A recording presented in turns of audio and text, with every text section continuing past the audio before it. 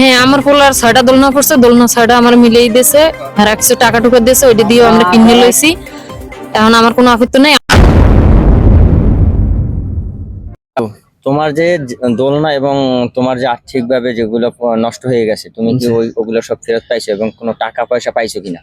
সব পাইছি, দোলনা পাইছি, টাকা হয়েছে। যে টাকা কে দিছে তোমার? জাহিদ ভাইও দিচ্ছে, এই অফিসারও দিচ্ছে।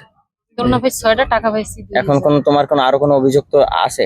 না, যতটুকু জানলাম আর কি, শুনলাম যে রাজুর দোলনা অনাকাঙ্ক্ষিত ঘটনার জন্য একটা কাটিয়ে আছে বা পড়ছে, এটি আবার সম্পূর্ণ পরিপূর্ণ আর কি করে দেওয়া হয়েছে এবং আর্থিক সহযোগিতা করা হয়েছে।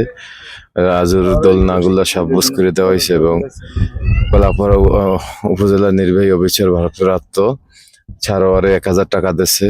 তারপর এই বেঞ্চের মালিক জাহিদ হাসান ও ১,০০০ টাকা দিয়েছে এবং আর ৬টা দোলনা সম্পূর্ণ আর কি পরিপূর্ণ করে দিয়েছে। আমার পোলার ৬টা দোলনা পড়ছে, দোলনা ৬টা আমার মিলেই দিয়েছে, আর ১০০ টাকা টুকা দিয়েছে, ওইটা দিয়েও আমরা কিনে লইছি।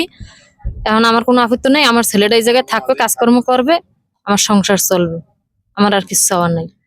যে ঘটনাটা ঘটছে, কিন্তু আমি আসলে স্থানে ছিলাম না। আমি এই শুনছি যে রাজুর নাকি দোলনা পুড়িয়ে হালানো হয়েছে। তারপরে আমি আসার পরে আমি জিজ্ঞেস করার পর পড়ার পরে আমরা যতটুকু পারছি আর কি সবাই সহযোগিতা করে রাজুর দোলনা রাজুরে ফেরত দেওয়া হয়েছে। এবং জাহিদের নাম তো হয়েছে জায়গায় জাহিদ পড়ে, কিন্তু আসলে জাহিদের জায়গায় ছিল না।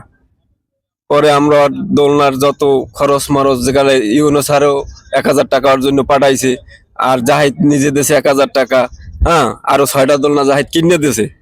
দেওয়ার পরে ওর দোলনা আবার জায়গায় টানাই দেওয়া হয়েছে।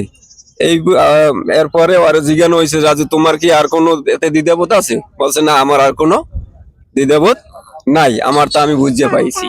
প্রিয় দর্শক, আসসালামু আলাইকুম। সম্প্রতি রাজুর যে দোলনা পোড়ানো বিষয় নিয়ে সোশ্যাল মিডিয়ায় যে ভাইরাল হয়েছিল, তার সত্যতা যাচাইয়ের জন্য আজকে আমরা ঘটনাস্থলে উপস্থিত হওয়ার পর আমরা যা দেখলাম এবং আপনাদেরকে যা দেখাবো, সেই বিষয়গুলো আপনারা অবশ্যই দেখবেন। যে সত্য বিষয় হচ্ছে, রাজুর যে ঘটনার পর রাজুর যে প্রাপ্য পাওনাগুলো, যে ৬টি দোলনা ছিল এবং কিছু আর্থিক সহায়তা, এগুলো রাজু পেয়েছে কিনা এবং সেটা সঠিকভাবে রাজুর হাতে এসে পৌঁছেছে কিনা, সেই বিষয়টি আমরা তুলে ধরার জন্য আজকের প্রতিবেদন। এবং সম্পর্কে আমরা জানতে পারলাম যে যার নামে এটা ছড়ানো হয়েছে সে এখানে উপস্থিত ছিল না, আপনারা দেখলেন। এবং রাজু সহ এখানে যারা উপস্থিত ছিলেন বাজার কমিটির সবাই দেখলেন যে নিজ মুখেই বলল যে যা হয়েছে তা অনাকাঙ্ক্ষিত একটা ঘটনা এবং যাকে নিয়ে ছড়ানো হয়েছে সে এখানে উপস্থিত ছিল না।